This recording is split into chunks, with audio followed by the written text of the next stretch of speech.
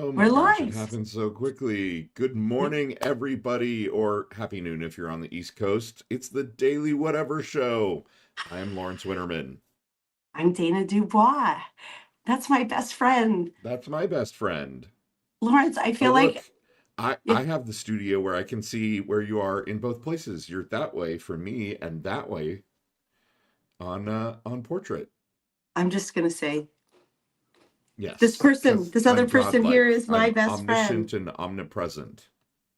I'm so happy to see you. And Lawrence, this week has been so frenetic. I feel like we have barely connected outside of our podcast, which Yes, frenetic people laugh indeed. when they're like, you talk to Lawrence for 6 hours a week on your podcast? And I'm like, I, I talk to him a lot more than that. They're like, how do you still have stuff to talk about? And I'm like, we have very full lives.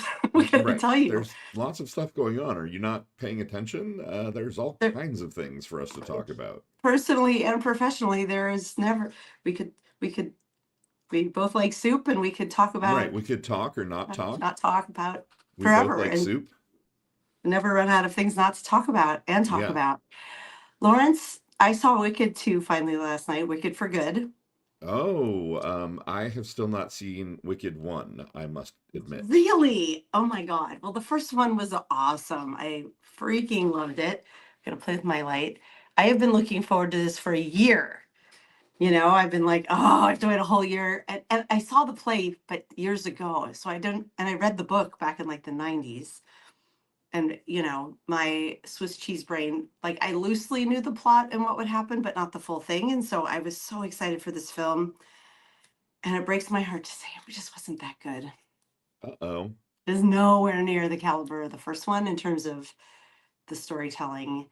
And I mean, of course, they're amazing singers, but just this, other than For Good, the songs are just not as good in the second half. And Ouch.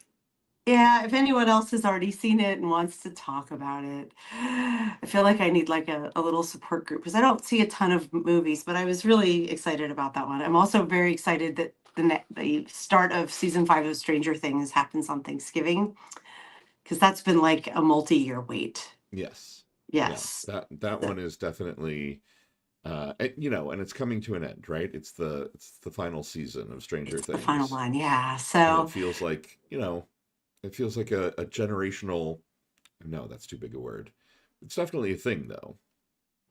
yeah, it's definitely a thing. And yeah, I thought instead of jumping into like the crazy news, which we're going to get to next, I would start with a very quiet entertainment focus of didn't love didn't I'm love sorry to Wicked. hear Forget. that. It's okay. That's It's that's not a going to big go deal. over badly in my family because my family adores Wicked and No one wants the wicked. I oh mean, it's hard to have yes, a banger that's bigger than No One Wants the Wicked. The right. song just like fucking rules. Hold on, I'm opening us up here. Okay, I am in the chat. Let me say good morning to all the fine folks. Um, I'm interested to hear what they think. You should definitely watch the first one. I mean, you should see them I when should see you them. have I time and I do know inclination. that I'm missing out. And the costumes are still spectacular, and Jonathan Bailey is still super hot. I have to admit, when he and Elphaba finally, get together and have their love scene. First of all, they're singing. It's really hard to take a musical to a film sometimes because there's a way you do things on a stage, right? Where you're bombastic out, that in a film can be intimate. The camera comes in and it's like them being intimate for the first time, but they're singing at each other. Right. And it made me laugh, which I don't think was the intent of the scene. This, especially the part when he's like really up close to her and he's singing like la, like kind of up at the top of his register. I was like, Right. that's You're not like, sexy. no, that would not be hot. That would actually make my eardrums kind of, cringe. Like, don't And do I was that. just so distracted by the fact that I was like, you're both very gay.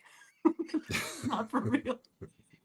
They're too famous now. And so it shouldn't distract me. They're both great actors. They had good on screen chemistry. But when they actually started, like kissing and taking some of their many layers off, I was like, oh, you guys, that's not going to happen. Right. Come on. We And all there's know this that's not terrible true. line that they repeated twice where he tells her that she's beautiful or pretty. I don't remember which word it is. And she says, you don't have to lie to me. because she's green and stuff. And Right. instead of him being like, "You're the most beautiful woman I've ever seen in my life," he was like, he said something like, "It's all a matter of looking at things a different way." And I was like, "That's rude." Right. Honestly, that is not romantic, sir. That Not is hot. Not hot at all. Oh my gosh. And one more funny story before we go to the news. Um, an online suitor, I have an online dating profile. Seemed super great, like very newsflash, full of, everybody. Dana has an online dating profile. yeah. So seemed, I was like, looks cute, but like more importantly, has this like vivacious, overflowing profile of things. And we matched and started writing, and he was like, burnt haystack dating method, a little too like, he called me a sexy girl, and I was like, the feminist killjoy in me is going to tell you that I don't respond to girl. So, but I was like, I'm going to let that slide, whatever. And then he suggested like, let's text like out of the app, and I was like, okay, because I have a burner number for that, and I intentionally wrote him from that number and just said hello in his name. And he just wrote back hi, and I was like, oh hey, because and then he was like, Emily or Dana? Oh no. Right? And I was like, sir, you are too stupid to date. Right. Yeah. Too I'm stupid to date. sorry. You've just disqualified yourself. And then he No, kept thank you. writing. And then he was like, I don't know why I just wrote Emily. Who's Emily? My other girlfriend? LOL.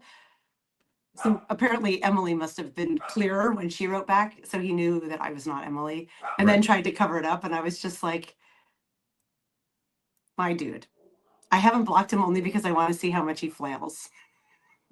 Because we almost have our fun. Right. Yeah. Potentially you could do a whole Brook Tea Garden thing, right? Like you could, Oh, that's the dream, isn't it? right. I, Yeah. Isn't I, that the I, dream?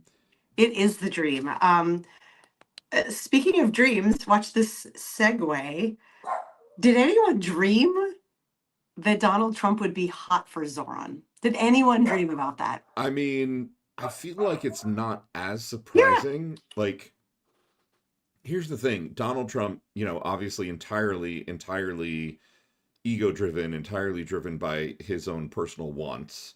Yes. Do- Zoran Mamdani has something that Donald Trump has always wanted and never had, which Yeah. is the Oh, love of New York City, right? true. Like Zoran Mamdani has basically wooed New York City off of its feet, True. and so in Donald Trump's little world, that makes him like the sexiest man alive, And so Ah, I like that. I think he's I, looking at Mamdani and he's kind of like, wow, this guy could get New York City and I never could.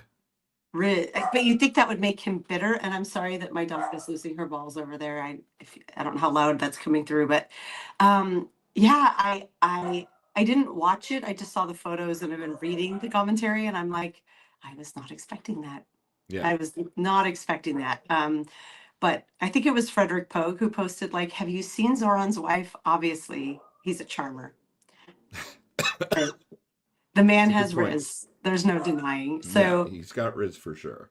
yeah, and that whole like, is he a fascist? And Trump's like, you can go ahead and just say it. Like, that's actually pretty funny to give the horrible man his due. That's funny. Yeah. So I don't know if you have thoughts about what that means. Are the folks who are the most left leaning who supported him gonna like come out with their fangs bared because they're like, "Arr." Absolutely. I mean, I That's what think Ogre that thinks. the MAGA hardcores are going to look at that experience, going to look at that, interaction in the Oval Office, and yeah, I think it's melting their brains. Like Totally. I think that they're right now they're absolutely flailing, right? Like they hate Marjorie Taylor Greene so much that they threatened her and she's quitting Congress, That's and what we got to talk about that next. That's wild. and and they hate Mamdani, but somehow now Trump likes Mamdani. Like it just doesn't, Right. they're the not sophisticated processing mechanism that exists in the brains of MAGA people has got to be overheating and melting down right now because like there's just not, it doesn't compute. It doesn't make sense. Mm. Well, when you're trying to follow the whims of a madman with dementia, It's going to take you to some weird Right. places, MAGA. I'm pretty sure you figured that out already. But I think it's probably a net good. I think it makes Trump look weak and erratic with his base. Like they're going to have a hard time doing these mental machinations to try to justify why it happened. But time will tell, right?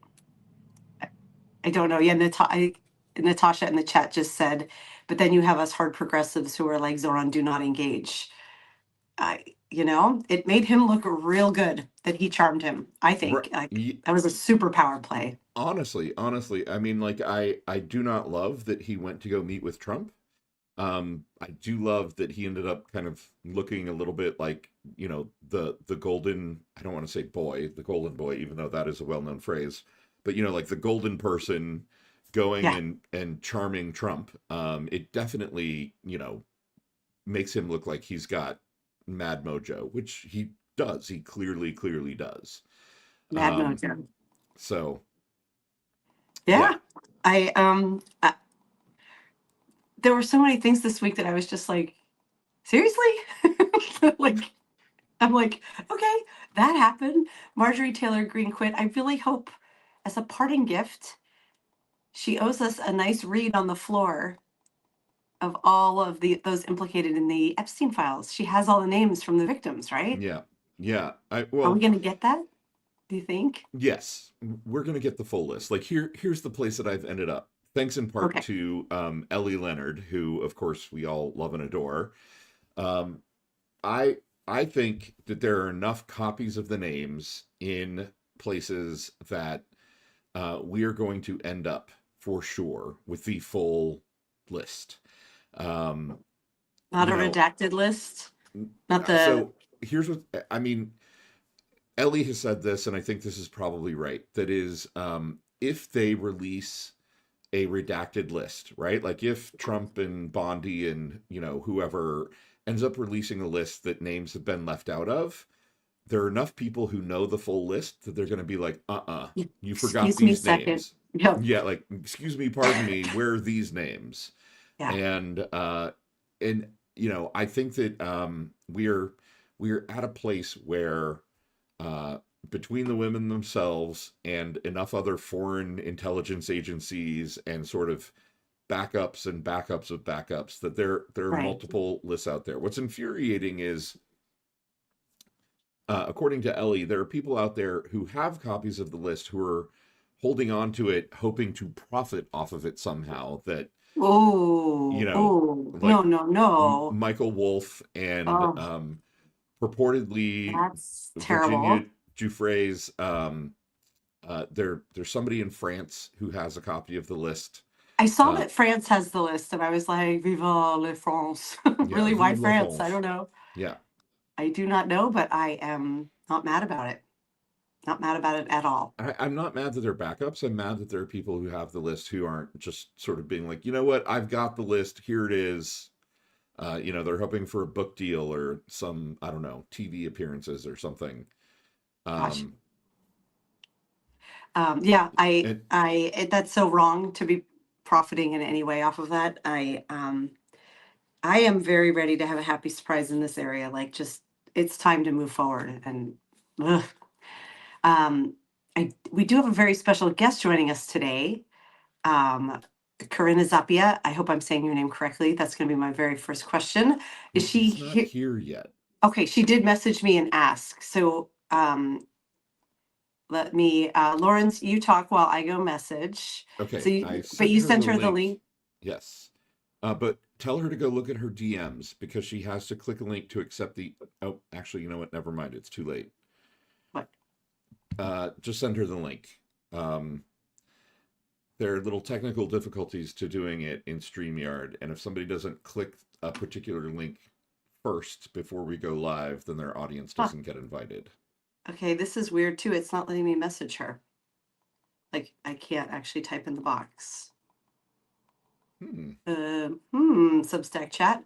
Let me close the window. Lawrence, why don't you tell a good story of something that's happening in the news or your life? Because Yeah, I mean, I I I can need tell the story. So I woke up this morning and found that someone So weeks and weeks ago, when you were away on a secret spy mission, Dana, Marlon Weems and I had a show where we talked about Oh, reparations. And I woke up this morning to discover that someone had commented on that chat and posted helpfully, he very helpfully posted a link to his article on why reparations are problematic. And Marlon responded and said, problematic to whom? to whom? Yeah. And he wrote back and said, for everyone. They're problematic for everyone, which, is just unfuckwithable in terms of a counter argument. Like, bravo, sir. Here's a nice slow clap. Oh, they're problematic for everyone. God, I can't, I don't have a Right. comeback for that. Did he say why? In his essay, which I did read, so bully for him that he probably just did a search on the word reparations, found our show, dumped his link in without So watching he's the just, show, oh my gosh. and um, oh, Corina, you're on the live chat. Go to your DMs. I sent you a link for the StreamYard, and it is the second link in your chat from me. Yay. This is so weird. I cannot direct message her anymore. I like it's just the box is there, but it won't let me in. Can I direct message anybody else? I literally can't, Lawrence. Uh-oh. I'm trying Elizabeth. I'm trying Samantha Page. Nope. Rosie the Resistor. I'm just going down my list. I cannot direct message right now. That's That's very so weird. weird. Okay, Anyway, Substack. Corina or Karina, I'm so sorry if I'm pronouncing your name incorrectly, which certainly one of those was incorrect. Oh, here she is. Hello. Yay! Hey, oh wow, I'm super close. I'm gonna step back. Oh my gosh, I'm so happy you're here, and I don't know what's All happening. right. Oh my gosh. It is so good to have you here. Welcome. Is it Corina or Karina? Karina. Karina's Karina. good. Okay, Yeah. there we go. We have known each other through like lots of channels, but I don't know that we've ever actually like I feel like talked. we met like once, maybe once, like a while ago in Seattle, you I know? know. I mean, Yeah, I we swear at least once. we briefly even worked at the same tech company, Oh, that right? one will not be named, eh? We never name the companies. It's not where I am now. I certainly don't name where I am now, especially. But yeah, I remember seeing your name there, and I was like, "You guys landed Karina? Like, wow, this must be a good place to work." Oh, wow. Aside to audience, it was not a good place to work. Yeah. Neither of us are there. Thrilled to have you here today. I mostly though know your name through like The Stranger here in Seattle, our alt weekly. I know you as a writer Yeah. on culture. I have your bio. I also cannot pull up that window. I apparently just need to restart my Mac. It's No like worries. dying. So could you please go ahead and introduce yourself to our audience? Sure. My name is Corina Zappia. I am I'm a freelance writer. I used to be a contributing food critic to The Stranger and a staff writer at The Village Voice back in the day. And now I Rest in work. peace. What? I said rest in peace. Rest in peace, man. Rest in peace. And now I work on a podcast called Don't Pretend We're Dead, which is interviewing women, just doing really cool work in the fields of art, science, technology, advocacy, food, literature, just lots of different categories. And yeah. I love it. And you're no longer in Seattle. Tell everyone where you are. I am in London. Yeah. Wow, big change. Although Kick me weather-wise, out, man. We'll see. well, and Karina, I feel like for people who aren't in Seattle, they don't understand the fact that you worked at The Stranger, that you wrote for The Stranger, what a big deal that is, right? Like for us Seattleites, The Stranger is really the only newspaper in Seattle. Like the Seattle Times exists, but sort of off in this little pocket universe where only certain people pay attention to it. The Stranger is where everything good actually gets written in the city of Seattle. Yeah, I mean, I Especially love. back in the day when you were there. Like, Yeah. Oh, awesome. Yeah, no, I mean, I was a freelance writer so I wrote restaurant reviews, food columns. I mean, it was what I love about The Stranger is what I loved about The Voice, which is just a chance for you to really develop your voice as a writer. Yeah. And just to be able to do kind of, I love writing about food, but I wanted to kind of approach it in a weird way, not in a like expert way, and just kind of have fun with it. So a place like The Stranger will let you do that, you know? Mhm. I love I think that. yeah, I think I did one thing on like huge sandwiches. You know how the sandwiches in Seattle are just getting bigger and bigger Oh and my bigger and God, I bigger. remember that. Right, and I was just like, "My sandwich is gonna eat me, dude. It's huge." Like, I don't know. They have this, like, place that I think I forget, they had these huge names for all of their sandwiches, and they had, like, 20 different ingredients. London does not have as big there's one place near me now that does have a mighty sandwich, but, they need to get the bread a little crispier. If you're doing a mighty sandwich, you need, Right. like, You don't want something. it getting It's got soggy. to be sturdy. No, no, if you got like 20 different ingredients in there, you have to go hard. Remind me, which years were you at The Stranger? God, what yeah, I wrote I'm trying to even remember. I feel like it overlapped with Three Imaginary Girls. Like, was it way back in the day, or was it It more recent? was no, I think it overlapped with Three Imaginary Girls. Yeah. Let me I'm gonna just do a quick little When you need to Google your own It life. Right. all yeah, it was around 2017, 2016, 2017 is Okay, so it was when a I bit worked late. on I mean, Three Imaginary Girls is still up, but it was like yeah. past the kind of the heyday. But I love what you said about like when you write about food, but it's not only about the food. That was kind of who we were about music. We weren't Mhm. critiquing the music on stage. We were documenting what it meant to be out and a fan of live music and at these shows. So it's yeah, a creative way of approaching a topic that can get a bit like I don't know, it can get very holier than thou if you're just like, no, but you have to really understand the mustards and the chord progressions. Right. And we're like, no, man, it's fun to eat a big sandwich. It's fun to go to a show. So documenting the Yeah. experience more than the intricacies of the, I don't know, did the yeast rise in the bread enough?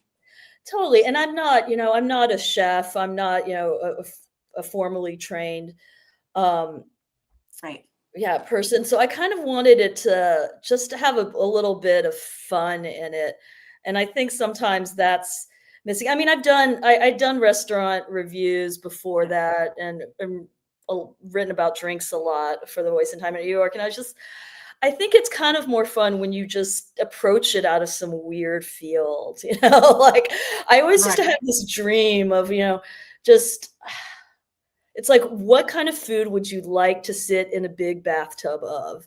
Is what I was Ooh. always thinking, you Ice know? cream. For Ice me, cream the is answer ice is cream. immediately ice cream. Yeah, yeah, I mean, but Cold. what if I it would be melts, of cold, but course? Yeah, you'd be pretty cold. That's a cold bath, man. that's true. That's true. Is it bad that my I'll thought make it particular? about doing one of those ice baths and, but also eating as much ice cream as I could possibly have. But what flavor ice cream?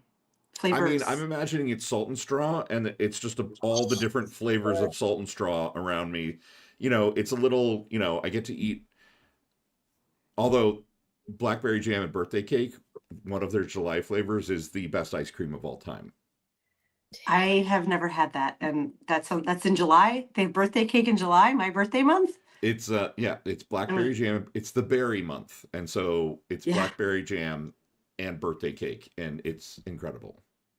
Okay, I'm coming back and visiting my family just in July. I came back in September and had their apple. I think they were doing many different versions of apple-based ice yeah. creams, and I was like, "God, I miss this place." There's nothing.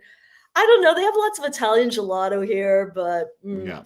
there's no salt and straw, man. Well, That what place is what so brought you to good. London? Speaking of your new home, I mean, I can't lie. I was talking about this with Dana, and I've kind of been working on this for about 20 years. I don't know. I'm like I've always loved, I'm a classic 80s Asian new wave girl. We all had the little asymmetrical bob and our black clothes and our small Oh yeah. town, like we would all hang out in that new wave pocket listening to our new order. So I think all the music, so much music I loved came out of England, and so I think it kind of came back to a lot of music love. And I mean, I think I just people ask me now, oh, do you go to shows? And I just go on what they call like heritage tours, where I see Oh all my gosh.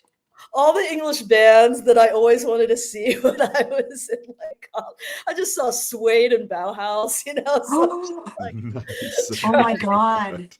I Yeah, need to come visit you because that sounds like a dream. I have seen yeah, Bauhaus. yeah, dude. Was Peter Murphy there? I've heard he's sick. He literally, he wasn't looking so good when he was like straddling the microphone like a he does that whole like a crucified on the Yeah, microphone thing.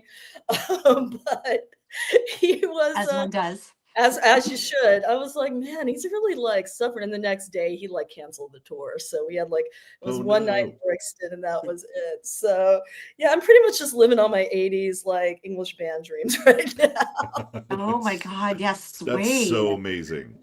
Oh man, dude, Brett Anderson, yo, he's still got it, girl. I bet. I bet. Oh my God. If you get to see Jarvis Cocker, let me know. I Give us a saw him. call. I did see him last year. I mean, I am a short woman, and he was in Finsbury Park, and I need to see him in more of like a descending stadium. So I had to jump over, jump up a lot. Oh my God. But I I mean, he's still like these frontmen, just these kind of frontmen of yore, like Brett and Jarvis. Really, they really know how to play to the crowd. Still oh, really hold it. I bet. And I mean, Jarvis Cocker, at least, like, 'cause I've seen, like, he still looks good. I mean, he looks older, but like, he's a handsome man. If you Right? looked up like Dana's type in the dictionary, you're like, oh, hey, and I British, mean, same, girl. Like, right? I saw a reading he did of like his book, Good Pop, Bad Pop, and he literally brought a bag of his trash on stage. It was like big South Bank Center. Like, I mean, a man who like pulls out different items of his like old stuff and just out of a trash bag and can talk about it for an hour, and everybody's like enraptured. It's the ultimate in moving the crowd, right? So not his Wow, actual trash. It wasn't like, Not his actual trash. here's the bagel that I had. right. I That was mean, what I thought first too. Like, I was on my way to the recycling, and I just happened to get on the Right, right. stage.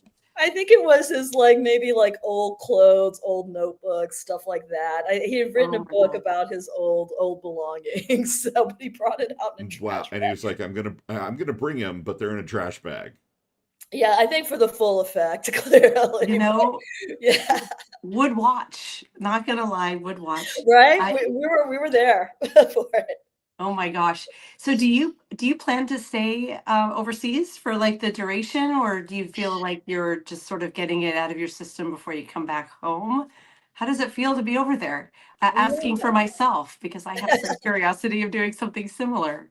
My mom asks me all the time, "When are Right. you coming back to Seattle?" Um, I'm trying to, we'll see. We'll see how this work visa goes.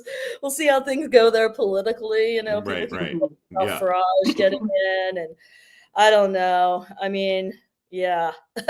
Do we really I think that's a thing that's gonna happen? Nigel Farage is gonna end up as PM or something? I mean, people here are saying not if, when, which is quite frightening. Oh, good Lord. I mean, Yeah. can't they look at Trump and just be like, yeah, that's gone really badly for right. them. Do not want. Yeah, I don't know what it is. I feel like this turning kind of, what is it? And this is something I've wondered, and I've asked on my own podcast: is Trump just spreading his awfulness out on the world, or are these just pockets of, racism and fascism that are just creeping up in different areas, and then they're all communicating with each other and making each other Right. stronger? I have kind of wondered. Right. Or the theory, or more than a theory, I think that, Russian disinformation is really driving a lot of this, right? That, Yeah. the Russian propaganda machine is finding all of the racists and homophobes and amplifying them somehow. And yeah, I don't know. Man, that's crazy to think that Britain could be looking at everything that's happening and being like, you know what, If Nigel we went in on Farage, that, let's go with him. I mean, they did Brexit. They looked and they were like, we have opportunity to like go live and work all over the space, or we could be like, nah, fuck that. They went with Well, that. I think like, I was like, I have talked to friends. I'm like Brexit, but it's almost like there's this concentration on, for some reason, the immigrants are bad idea is really still winning even post Brexit here with like, oh, we're putting them in hotels. I think if they focus on immigrants and like, killing all rights for trans people, for some reason that will focus them on that. I don't know. It's kind of the same thing in the US. If you focus on this thing, you'll never notice like the bin fire happening over here. Right. It's Right. yeah. The bin fire. Listen to you being all Right. British. She's gone full British, everyone. It's time to give my dog another treat. Come here. Oh You wanna man, do whenever I something? say crisps, I'm like, what? Right. Are you going in the car park? Yeah, right. Well, Uh, Karina, so tell us about Don't Pretend We're Dead, and Yeah. the most recent podcast you have up is with the first Black trans barrister in the UK, and That's a lawyer for our right, American. right, translation lawyer, attorney. Tell us about that. Tell us about the interview, and tell us about the larger project that you're working on. Yeah, she is amazing. It was Olivia She's Campbell gorgeous. You have a Yeah, picture of her she's up there. stunning, She's right? stunning. She's stunning. She's gorgeous, and her accent's beautiful. And I was listening to part of it last night and was like, wow, she's brilliant and courageous. But Yeah, okay. totally. I mean, that interview, there's a moment where probably, I don't know if you guys experience when you do a podcast, you're like, oh gosh, should I keep doing it? Should I, you talk yourself, like, it's easier to talk yourself out of it. And then you have that one interview where you're just sailing afterwards and talking to this person. I think I floated on clouds after that. And it was weird because I've been on like kind of a bad date before then, and then just had talked to this completely amazing woman. So my head was spinning between like the two experiences. Fully relatable. We're so completely like diametrically opposed. But yeah, she's amazing. She is the first Black trans woman accepted to the bar in the UK. She always says that we know of, because we don't know if there were other trans women accepted. She was the founder of the first legal clinic that focuses on trans rights and non-binary rights in the UK. And she is also on the legal team, because she's not busy enough, but she's also on the legal team that is representing Dr. Victoria McLeod, who is challenging the April 15th ruling in the Supreme Court, which basically said, with their Equality Rights Act, that a woman is defined as a biological woman, whatever that is. Oh, yes. I remember reading about that in the UK. Yeah. Yeah. So she is on the legal team bringing the case against that, appealing to the European Supreme Court on that. And yeah, so she's pretty amazing. And I think it was just, I think it's always hard, like, to ask sometimes some questions. I'm like, oh God, some hard questions. But I think she is really just, you're amazed at how strong and brilliant people are. And I think that Often. I think my podcast is really just about, I started it, shortly after Trump came back in, and I think I was just really pretty depressed, as we all were. And it's the second woman who's gone up against him, and I think I just needed I think we're all just looking for a little bit of hope at the moment. Yes. And a place to just, I don't know if you could call your happy place, but some place that just gives you a little hope. And I think talking to amazing, strong women has always been just, it's my light, Right. And I think that Friends, same. That's why all my best friends are brilliant, strong women.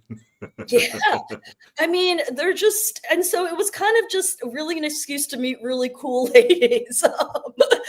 And and she was one of them. I'm amazed at everything they're doing. And the fact that, yeah, it's a hard road, I think, to um, be, she is on social media. They are, protests are happening, her and her team are getting assaulted. It's, very much real. But she was just, yeah, it's just so very smart and cool. I recommend everybody listen to that podcast because I feel like what I love about doing it is that I think I learned from every single one of them. And I call it "Don't Pretend We're Dead" because it's a play on the L7 song. Yes, when we pretend that we're dead. Yeah, I was wondering if that's where the name totally. So I just repurposed it. I mean, I think that was definitely kind of a, very much a feminist anthem, but just kind of called it "Don't Pretend We're Dead" because I want all of these women to be remembered, and be able to, Yeah. yeah, It's super ear catchy because you hear it and it's jarring, right? Where you're yeah. like, wait, what? And then you're like, right, like especially as women's rights are being eroded in real time here in the US, and I don't know as much about what's happening in the UK. Um, it feels very empowering to be like, nope, not dead. It also reminded me of that Monty Python movie, like, I'm not dead yet, when they're like wheeling him out in the wheelbarrow. Right. Bring out your dead. And he's like, well, I think I'm feeling better. And they're like, no, you're dead. But I loved it about women of like our voices are you can't silence them. Yeah, I think you yeah, picked a great name. As a like fellow podcast nerd, would love to hear more about like you are not using Substack tools for this. These are like how are you recording and how are you spreading the word about Don't yeah. Pretend We're Dead? I use I just record on Zoom, and I do use the podcast hosting feature on Substack. I record on Zoom, and then I do audio, and it's just an audio feed. I because I look at myself in video all day, and I'm like, no. But Oh my sometimes, gosh, stop. You're adorable. thanks, man. Um, sometimes, yeah. So I use Descript to do audio editing, and then I upload. It's really just me. I'm jealous of your group of two here. Yes, Lawrence and I have been best friends since the fourth grade. So we go like to say we Yeah. go way back is like Right. Right. it's an embarrassment versus 47 years. It's been 47 years. we've What? been saying that and I'm realizing our math is slightly off, Lawrence, because we would have been 9. We've been miscalculating this. Anyway, honey, we're so old we can't remember how many years It's it's been. seriously. But yeah, we go way back to South Florida where we grew up, and Oh damn, we're in South it Florida. It's not like I know um South Florida, but yeah. Outside of Fort southeast Florida. Lauderdale. It's called Okay, Coral right on, Springs. right on. Yeah. Sadly, the biggest landmark now is right outside of Parkland. And it's crazy because Parkland was like where the cows were when we were growing up, but Right. that's now Right. Yeah. tragic. Marjorie Stoneman Douglas High School is where we would have gone to school. Or I don't know, maybe we wouldn't. Maybe the Yeah, lines would have. we would Yeah. have It's where we would have gone to school had we had it opened before we graduated. Wow.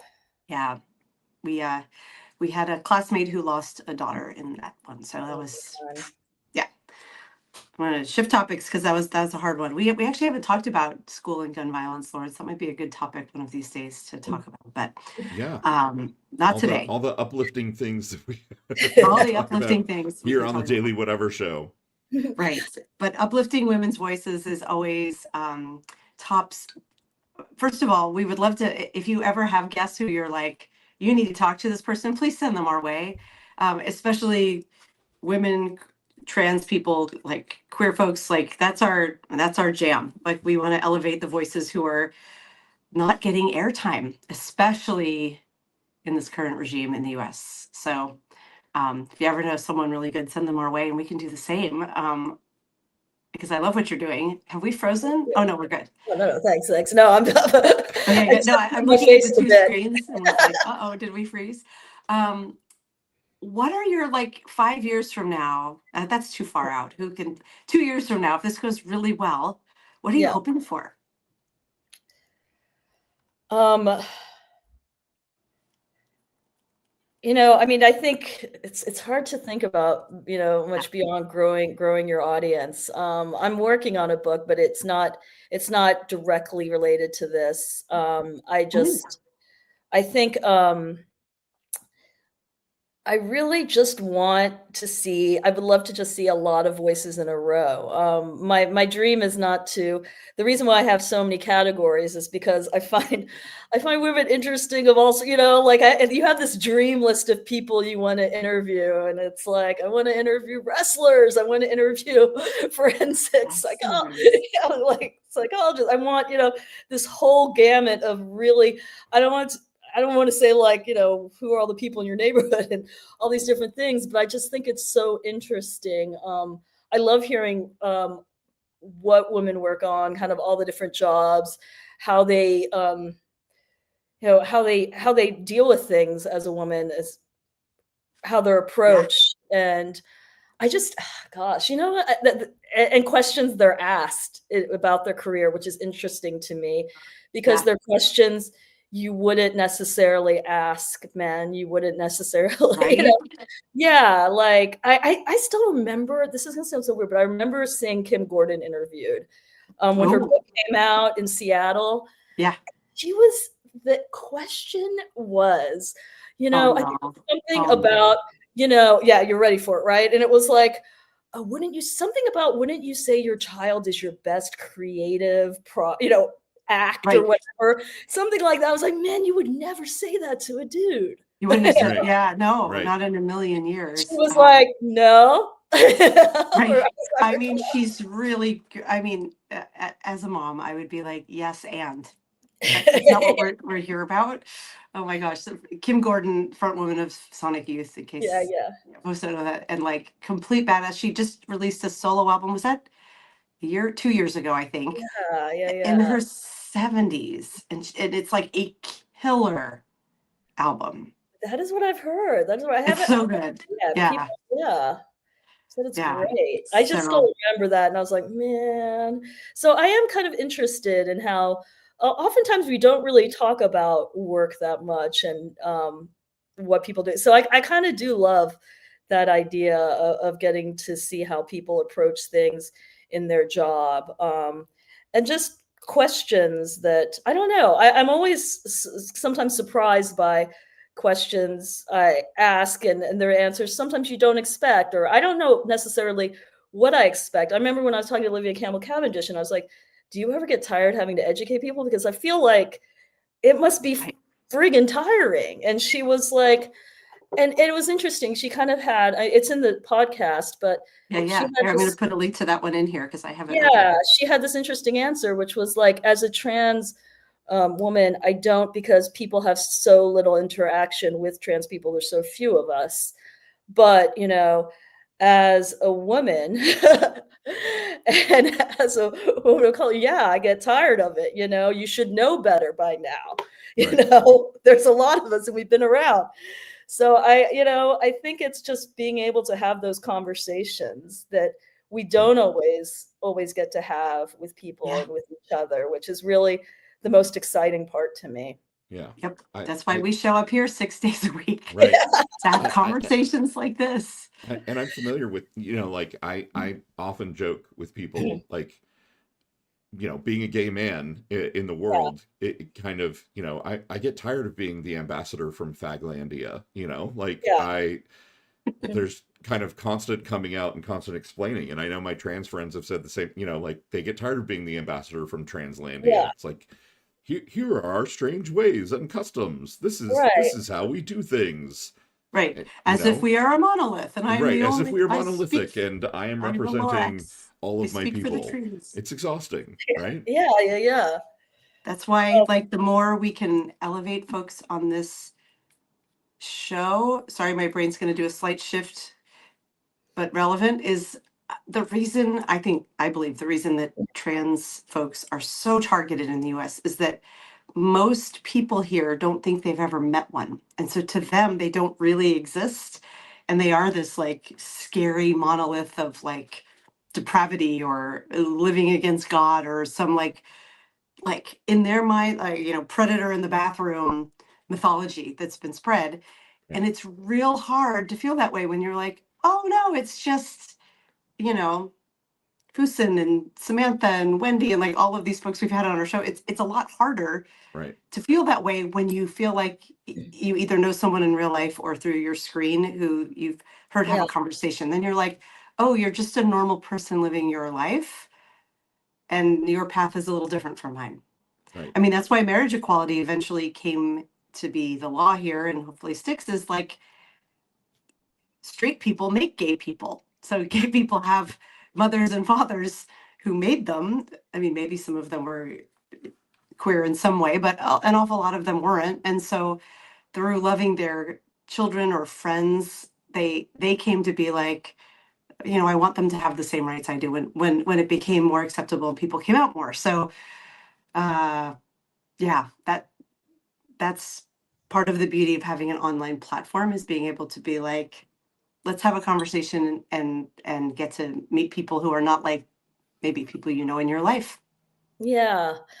I think something that I've just been kind of wondering, it's been curious, moving across the pond, is, I feel like to me, so much is in the US is tied up in the religious right. Mhm. But I'm kind of like in the UK, I've talked about this with American friends, with English friends. The religious right is not, there. So I'm like, where is this? I was like, where's all this trans hate coming from? And even talking to Olivia, she was like, a couple years back, we were not the hot topic. It was a lot easier to move around as a trans person. And she's like, they've just really picked it up. And freaking J.K. Rowling, Freaking they've- J.K. Freaking Rowling. J.K. Rowling. yeah, What the like, can you imagine having the legacy that she had and destroying it like she has? I just boggles my mind. Sorry, I didn't mean to yeah, interrupt you, but no, it's, we're talking about 0.5% of a population, Right.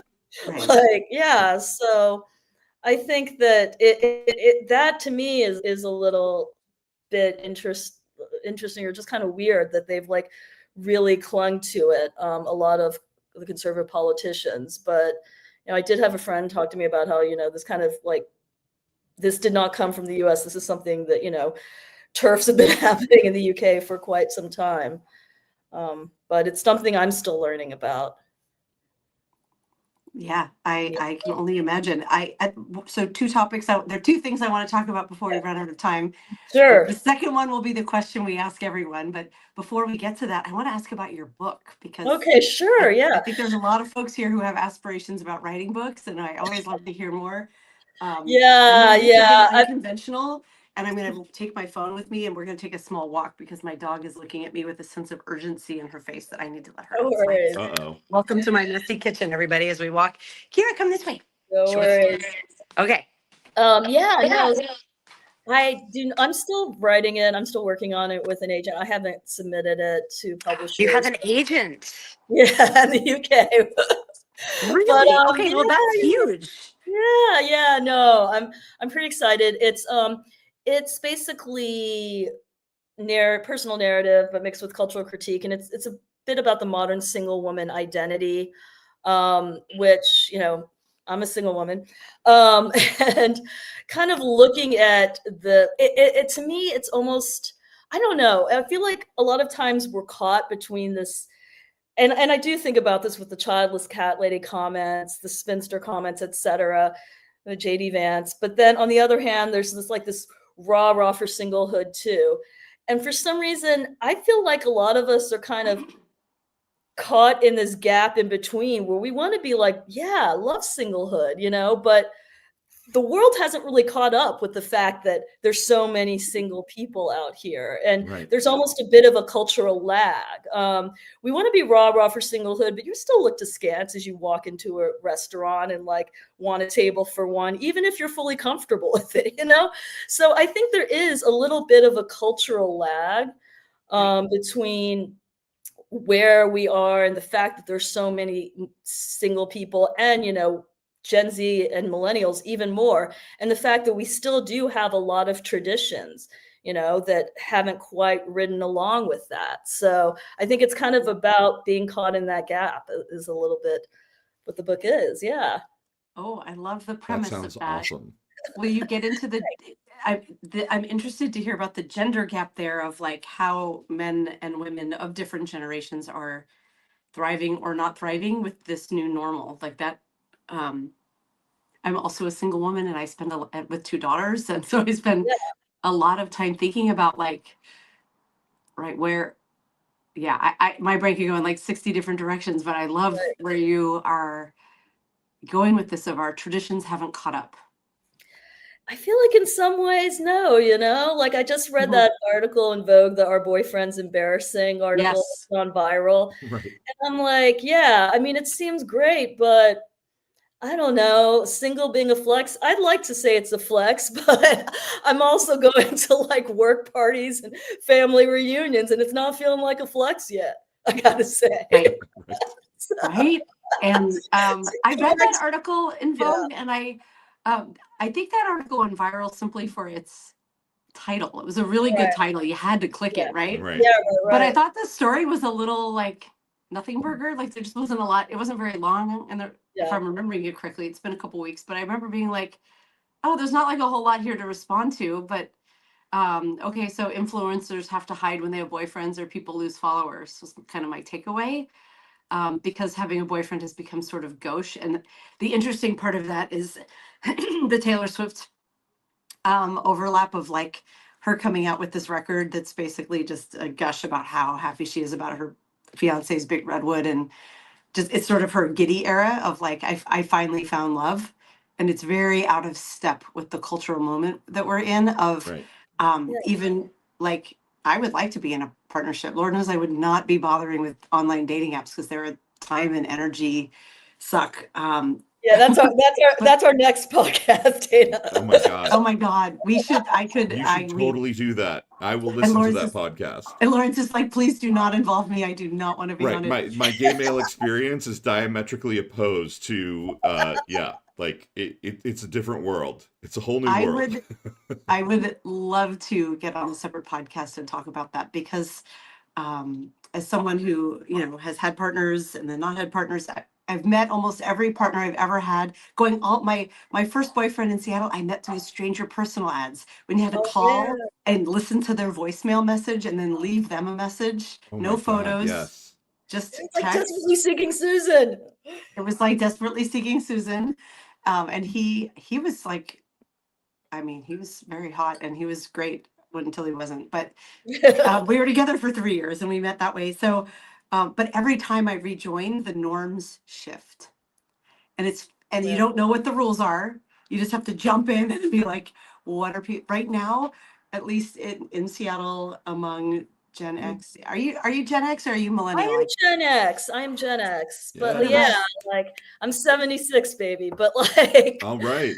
yeah, 1970 babies here, baby? So there we're you just a little go. There older, you but go. same generation and pretty much same dating pool.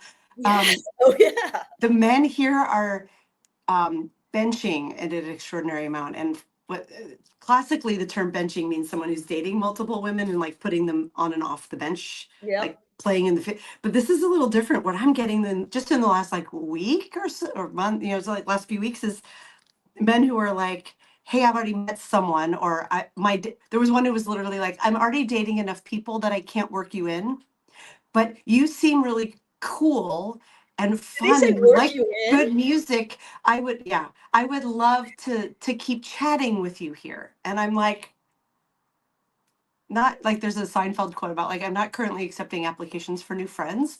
And I'm not being mean. I have no time, like full-time career job, full-time podcasting job. And also, if you're so otherwise occupied, like, no thanks, I don't want to sit as your backup. And what are you doing sitting on a dating app collecting women when you're supposed to be dating someone? Like, I feel bad for the woman you're dating. And but I think that with the abundance of dating apps and the like endless swipes, that's a response to this. And benching might be the wrong term because that already means something else. But I'm just sensing this like I'm just collecting all the women in case what I have doesn't work out. And because I'm lonely and I want interesting women to talk Right. to. Maybe you should, the new term is collecting, right? Like Yeah. it's a little bit like having binders full of women or shelves full of women that you could It just be feels like, like, oh, these yeah. 3 in active rotation aren't working out, or I'm bored with them, so let me go get one from my Right. collection. And even when they are working out, like I still have time on my phone to be chit chatting with you and getting that affirmation. Right, It's right. like a little, when you said that, Lawrence, I pictured like a 3-year-old boy, could have been a girl, but I was picturing a boy with a bunch of Hot Wheels cars and being like, and that one's mine, and that one, and like other kids are trying to play with them, and they're like, they're all my cars. Right, right. I think it Um, begins and ends with work you in, Yeah.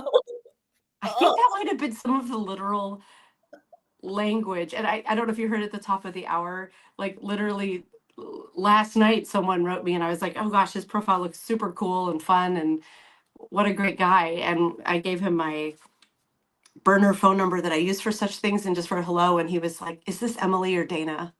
And I was like, this conversation, am I being unreasonable to be like, ick? Yeah, I no, feel like that sucks.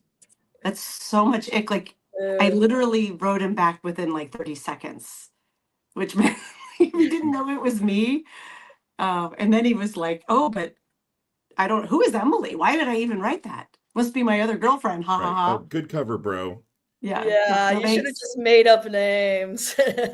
It's Or John. should have just been like played along until you figured out who it was. And then that's a funny story of like, I wasn't sure which, like, it would have been pretty clear who it was, I think, Oh unless it's having the God. exact same conversation, right? But anyways, online dating is rubbish. We should definitely talk about that in another call. Definitely. But In we another do have to call, ask you, as a yeah. fellow card carrying Gen X member, our big Mm. question. Are you ready? Yeah, I'm And I ready. already know your answer is going to be good because we talked about this at the start.